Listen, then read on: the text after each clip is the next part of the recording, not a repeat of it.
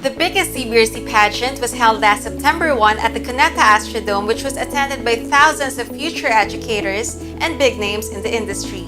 This was the day when the dream, the dreamer, and the crown became one. Our very own Dr. Carl Ibalita, in his phenomenal opening performance with a smile, motivated and energized the reviewees. After the opening ramp, special awards were given.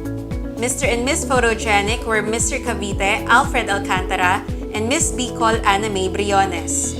The People's Choice awardees were Miss Surigao, Janina Esmeralda, and Mr. Bacolod, Francis Piliado. From 35 gorgeous and intelligent candidates, 17 females and 18 males coming from different branches of CBRC, 18 winning candidates emerged to the question and answer portion. The males were Mr. Pampanga, Mr. Cagayan de Oro, Mr. Cavite, Mr. Jensan, the two Manila candidates, Mr. Tugigarao, Mr. Cabadbaran, and Mr. Urdaneta. The females were Miss Cavite, Miss Palawan, Miss Bicol, Miss Bataan, Miss Bohol, Miss Leyte, Miss Pasay, Miss Urdaneta, and Miss Tacurong. Another set of awards from the sponsors were given. Mr. Cavite Alfred Alcantara and Miss Cavite Mary Rose Pitago were awarded as Mr. and Miss Red Images. Mr. Manila Adrian Riazona and Miss Urdaneta Bel Centeno were awarded as Mr. and Miss Farron Cafe. Mr. Cavite Alfred Alcantara and Miss Palawan Casey Angelica Palomar were awarded as Mr. and Miss Diana Stalder. Mr. Pampanga Jerome Rodriguez and Miss Bicol Ana May Briones were awarded as Mr. and Miss Splash Island.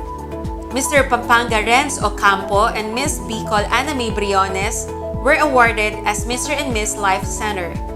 And the best informal wear were given to Mr. Manila Adrian Yasona and Miss Bicol Ana May Briones. Amongst all the candidates, only 3 were left to vie for the crown: Miss Bataan, Miss Bohol, and Miss Tacurong, who answered powerfully the question, as a teacher, what do you think is the value of K-12? Was it successful or was it not? What is your judgment? The implementation of K-12 is really beneficial. Why? It's one way wherein we can be at par with other countries, because in Asia, we are one of the countries wherein we are already having a 10-year school. The top 4 male candidates were Mr. Cabadbaran, Mr. Cavite, Mr. Manila, and Mr. Cagayan de Oro, who expressed their answers for their final Q&A question: what do you think is the most important competency a teacher can teach in the 21st century child? Building the child, or letting the child mold himself into the person God wants him to be in the future.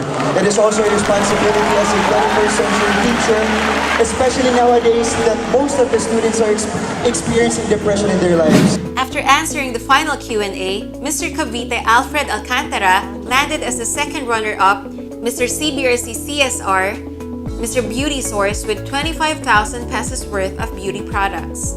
Mr. Cagayan de Oro Nelson Hinayon bagged as the first runner-up, Mr. CBRC Super Brands, Mr. Boardwalk with a special gift prize.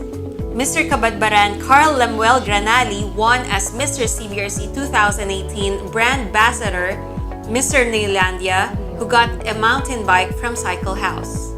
Miss Bohol Lizelle Tortoga got the second runner-up, Miss CBRC CSR, and Miss Beauty Source with 25,000 pesos worth of beauty products. Miss Bataan Micaela Baluyot became the first runner-up, Miss CBRC Super Brand, and Miss Boardwalk with the special gift prize.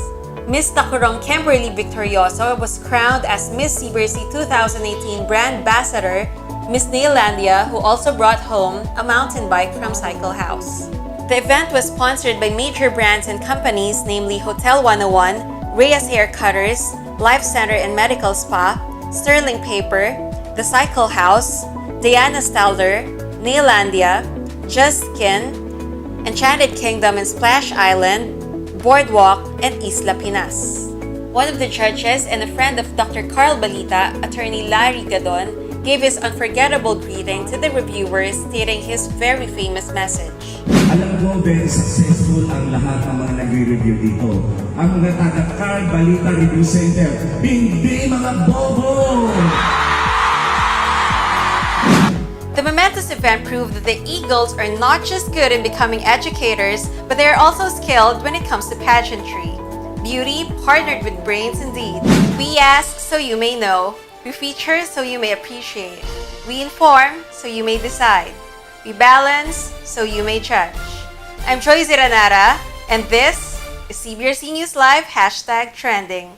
Good evening.